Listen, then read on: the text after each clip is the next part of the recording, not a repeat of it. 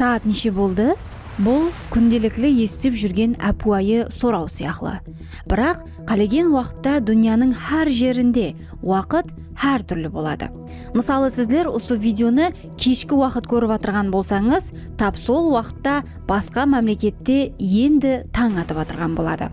Ал күндіз көріп отырған болсаңыз, оларда түн болады. Жергілікті уақыт болса, сіздің қайсы уақыт зонасында тұрғаныңызға байланысты.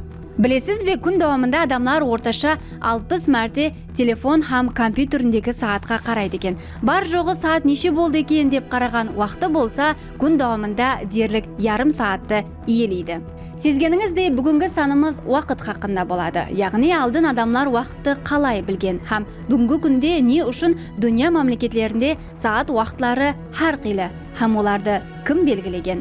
Бұл Айдын каналының жаңа саны. Мен Айгүл. Егерде сіз дайын болсаңыз, уақытымызды кетірместен басладық.